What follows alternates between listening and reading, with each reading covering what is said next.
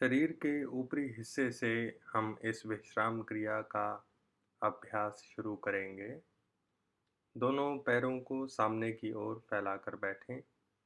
दोनों हाथों को थोड़ा सा फासला बनाते हुए पीछे रखें। दोनों हाथों को सीधा रखें। गर्दन को बिल्कुल ढीला छोड़ते हुए दाईं से बाईं, बाईं से दाईं ओर घुमाएं। आँखों को बंद रखें व आप आँखों को खुला भी रख सकते हैं। कंधों को थोड़ा चौड़ा करने का प्रयास करें। गर्दन घुमाने की गति धीमी हो। 5 से 10 बार घुमाने के बाद मध्य में रोक दें। ऊपर से ऊपर देखने का प्रयास करें। कंधों को चौड़ा करें।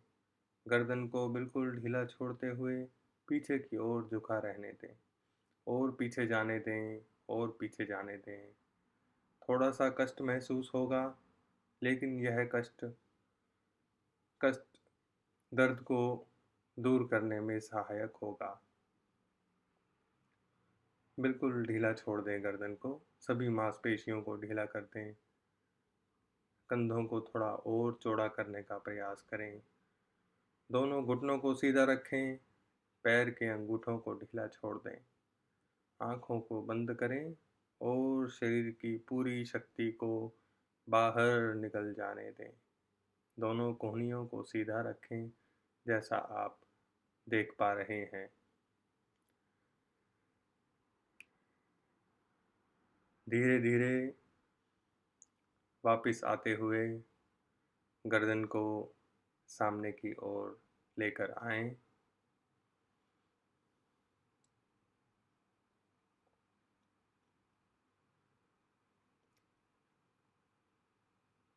कमर को सीधा करके बैठें। गर्दन को दाईं बाईं ओर चलाएं। कान को कंधे पर लगाने का प्रयास करें। कंधों को ना हिलाएं। इस तरह से रीढ़ की हड्डी के ऊपर के हिस्से का पूर्ण रूप से सशक्तिकरण होता है। शक्तिमान हो जाएगी आपकी रीढ़ की हड्डी। दोनों घुटनों को मोड़कर बटरफ्लाई की मुद्रा में बैठें। एड़ियों को अपने शरीर के निकट रखें और कोहनियाँ सीधी करते हुए ऊपर देखें और थोड़ा ऊपर देखने का प्रयास करें। गर्दन को धीरे धीरे सीधा करें। दोनों पैरों को सामने की ओर लेकर आएं। एक हाथ को एक तरफ दाईं और बाईं तरफ रखते हुए दूसरा हाथ ऊपर उठाएं और कान पर लगाने का प्रयास करें। दोनों बाजुओं को सीधा रखें। निगाह सामने रखें। जब नीचे झुकें तो श्वास को बाहर निकालें। श्वास बाहर निकालते हुए ऊपर वाला बाजू कान पे लगे। नीचे वाला बाजू सीधा रहे। ऊपर वाला बाजू भी सीधा रहे। इस प्रकार 8 से 10 बार दोनों तरफ कर लें।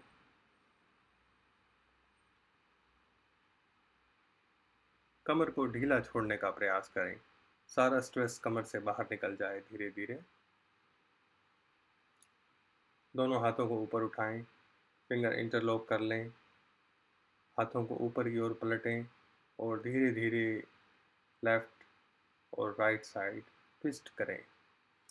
जिस तरह से आप किसी कपड़े को निचोड़ते हैं, नीचे का हिस्सा लेफ्ट साइड, ऊपर का हिस्सा राइट साइड, इसी प्रकार अपने शरीर को घुमाना है। पूरी शक्ति लगाकर हाथों को ऊपर खींचें, कमर को साइड में घुमाएं।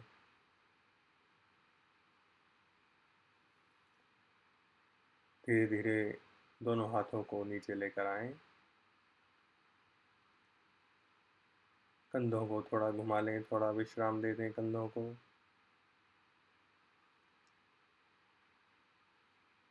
दोनों हाथों को एक तरफ बाईं और दाईं तरफ लाते हुए ट्विस्टिंग कर लें।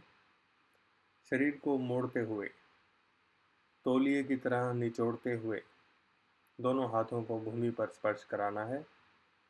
अत्यंत ही सरल व लाभकारी अभ्यास है। कमर के अनेक प्रकार के दर्द को दूर करने वाला यह अभ्यास लगभग 10 से 12 बार दोनों तरफ से कर लें। दोनों पैरों को सीधा रखें, दोनों पैरों को मिलाकर रखें। कोशिश करें दोनों हाथ आपके भूमि पर स्पर्श करें।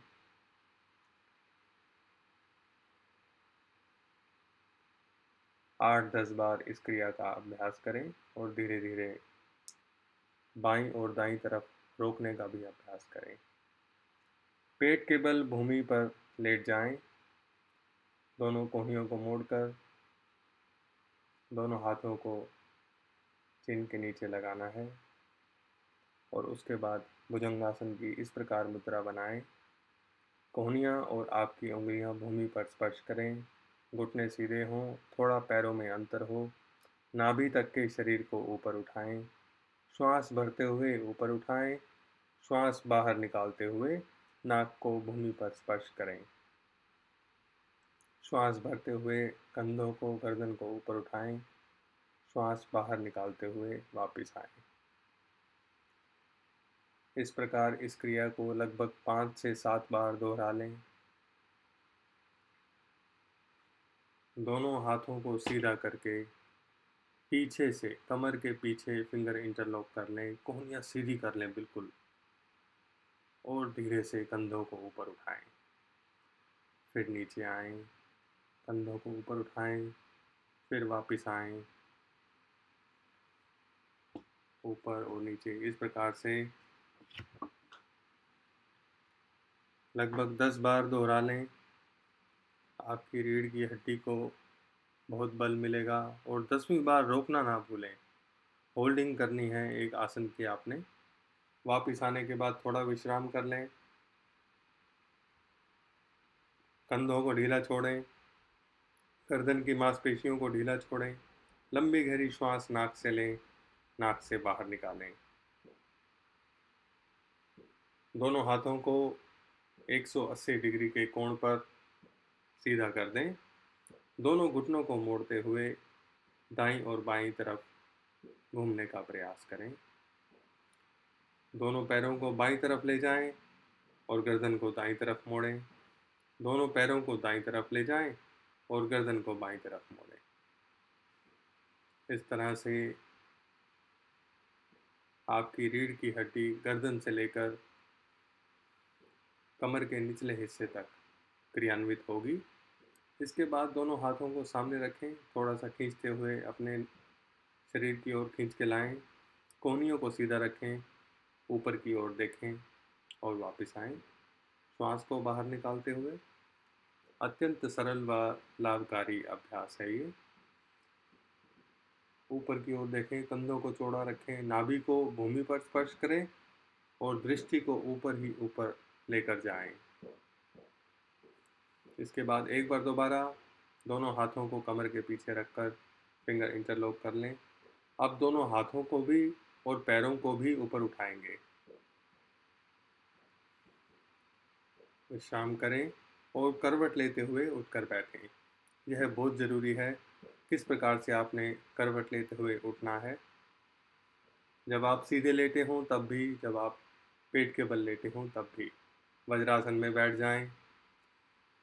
यदि पश्चिमोत्तान लगाने में कष्ट हो तो शिशु आसन में आप विश्राम कर सकते हैं। यदि कमर का दर्द अधिक हो तो आगे झुकना मना है, लेकिन अनेक प्रकार के कमर के रोगों में आगे झुकने वाले आसन भी लाभकारी होते हैं। आमतौर पे तब जब बैलेंस बिगड़ जाता है स्पाइन का, तो आगे झुकने वाले आसनों से उस दर्द को ठीक किया जाता है। दोनों हाथों को सामने की ओर रखकर पेट को जंघाओं पर स्पर्श करें, माथा भूमि पर स्पर्श करें और श्वास लेते हुए ऊपर आएं। अर्ध पश्चिमोत्तान आसन करने का भी प्रयास करेंगे। दोनों हाथों को श्वास के साथ ऊपर उठाएं, श्वास बाहर निकालते हुए जितना भी आगे से अपने पैर पकड़ पाते हैं, कोहनियों को सीधा रखते हुए ऊपर देखने का प्रयास करें। बस इतना ही करना है अभी। श्वास भरते हुए दोनों हाथों को वापस लाएं। अपने इष्ट देव गुरु का स्मरण करें। परमात्मा को धन्यवाद प्रकट करें इस जीवन के लिए, हर एक श्वास के लिए, और यह कामना करें आपके शरीर और मन का हर रोग समाप्त हो जाए। धन्यवाद। ओम नमः शिवाय।